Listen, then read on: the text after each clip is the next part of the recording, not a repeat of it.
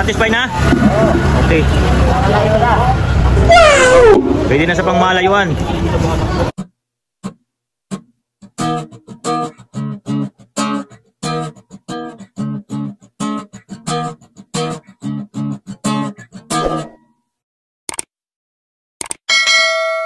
Nagsisilbering tayo ng ano dito, no. Ito yung sidecar ng bike at gagawin nating silvering. Dahil lang nangyari dito, no, laging nasisira dahil ang gamit niya ay ball bearing.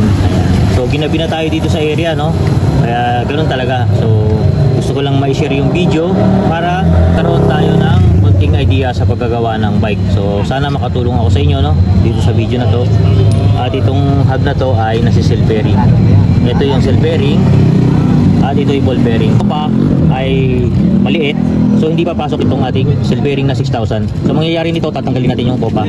So ayan, papakita ko sa inyo paano natin tanggalin ang kopa. Ano ba yung kopa? Yung kopa, yun yung pinaglalagyan ng ball bearing na kinakabit sa loob ng hub. Ito yan.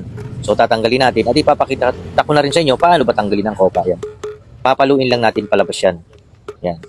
Yung mahabang bakal nakakasya doon sa loob ng hub. And then papaluin na natin ng dahan-dahan palabas. Ayun, tumalsik na. Yun yung kopa. Yan. So maraming tatanong sa akin, ano ba daw yung kopa? Yan. Yan po ang kopa. Yan yung design na nilalagay sa loob ng hub at dyan naman ilalagay yung ating ball bearing. So ngayon, nag-create na tayo ng shell bearing at yun naman ay napapwede sa ganitong klase ng hub. Yun nga lang, medyo kailangan natin ng konting DIY at konting tiyaga sa pagkakabit nito. So ayan, ito na yung shell bearing na ilalagay natin. At dahil medyo malaki siya, dito napapasok yung ating mga DIY. Ayan, at dahil nga yung ating hub is alanganin yung 6,000 kahit tinanggal na natin yung kopa, dyan tayo gagawa ng DIY. So yung DIY naman hindi masyadong komplikado. Parang niluwangan lang natin yung butas, pinalo natin ng pakunti-kunti, pero hindi malakas kasi yung hub naman is matadamage. Parang binuka ko lang ng konti para pag nilagay natin yung shell bearing, pasok siya at hindi siya maluwag, hindi rin maikli. Saktong-sakto siya. So ayan, sa mga magsisilbering ng bike, no, hindi lahat ng sisilbering natin is swak agad yung bearing. Mayroong mga pagkakataon katulad nito na gumagawa tayo ng paraan DIY at para lang natin mapagpwede yung hindi pwede. So diyan tayo nasusubukan minsan sa paggagawa. Ayan, may pasok natin yung shell bearing. Diba? So nasa pamamaraan lang natin ang paggagawa ang pag-shell bearing. Ito kasi, masyado nang maproblemado si kuya dahil laging sira. Dahil ball bearing nga, sidecar siya, pedicab. So sira talaga siya lagi. So para maggumanda ang ikot at hindi ka agad masira, ayan, sinil bearing natin. So itong shell bearing nito, hindi naman dahil sa shell bearing na yan, hindi na yan masisira. Masisira pa rin yan. Pero hindi katulad ng ating ball bearing na halos linggo-linggo luwag ang kanyang hub. So ito ginawa ko na dati, pero ayun, ginawa ko na shell bearing kasi talagang ang ball bearing ay hindi tumatagal, nasisira agad. Lalo na kung pedicab ka o sidecar. Mabigat kasi yan. Ang ball bearing kasi mas okay yan kung mga single lang, BMX. So hindi agad nasisira yan, yung mga pixie, magagaan lang kasi yan. Pero kung mga maglulod tayong mabigat at may mga pangarga tayo, hindi talaga tumatagal ang mga ball bearing. So advice ko kung halimbawa mag-ball bearing kayo, yung mga single lang. Pero kung sidecar, shell bearing yun na. Para hindi kayo pa ulit-ulit, gawa ng gawa, ulit gawa, sira na naman, ganun. So ayan. Ito na, natapos na natin at pinafinalize ko ng shell bearing. At yun nga pala, no, sa pagkakabit ng axle, hindi dapat yan pinipigan ng husto, kabilaan. At yan ay alalay lang at talagang kailangan din dito ng timingan ng paghihigpit ng bearing. At ayan, yung paghigpit ng shell bearing sa true axle ay tinatiming, kailangang ididikit mo muna yung bearing na hindi siya may ikot, saka na mo hihigpitan paatras. So mahirap i-explain dito sa video, no?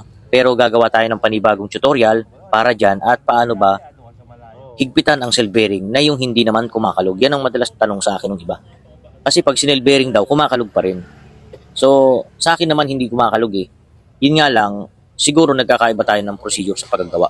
Mayroon tayong kanya-kanyang technique na yun naman ay natutunan ko lang din sa aking sariling paggawa at in-adjust ko lang ng in-adjust. So ayan, yun ang tuturo ko sa inyo, yung mga ganong technique na paano ba yung ating axle, kahit shell bearing na, may kalug na konti, paano ba yun mawawala? So ayan, at yun ay nilalagyan kasi yan ng sa loob, kung sakaling maluwag pa rin, lalagyan mo siya ng tube sa loob na para siyang magsisilbi ng spacer sa loob para hindi siya kakalog. So yun nga, at sa sinabi ko pa rin na yun ay ano pa rin, another tutorial pa rin kasi medyo mahaba yung tutorial para doon.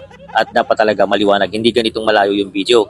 So kailangan doon yung talagang isusum natin paano ko ba nahihigpitan yung cell bearing sa true axle na hindi siya kumakalog. So ayan. So ito yung ginagawa ko, hinihigpitan ko na yan. Pero mayroong mga video dyan na hindi nakikita kung paano ko hinihigpitan yung cell bearing doon sa true axle. Timingan po kasi yan eh. Yan ang pinaka-critical na na oras dyan kung paano mo talaga maayos at mapapaikot ng maayos yung cell bearing dun sa loob na hindi siya apektado at ipit. Yun. So ayan, pinapainal na natin yan, no? Patapos na yung ginagawa natin at medyo palipat-lipat yung ating gamit dahil nga yun yung sinasabi ko na timingan yan. Tinatimingan ko yung higpit, yung luwag, saka na ko hihigpitan ng final. Para pag hinigpitan ko siya, eksakto siyang lalayo dun sa cell bearing at eksaktong ipit siya at hindi naman siya maluwag, hindi naman siya mahigpit. Yun. Yun po yung ituturo ko sa inyo. Yun ang napakahalaga sa paggagawa ng bike. Pag natutunan ninyo yun, never na kayong gagawa ng cell bearing o magko-convert ng cell bearing na kalog at siguradong mahigpit na. So ayan, natapos na natin at yan, ikakabit na natin ito dun sa tinidor ng kanyang pedicab. So ayan. Medyo mahaba itong video, hindi ko na kinakat para at least nakikita ninyo.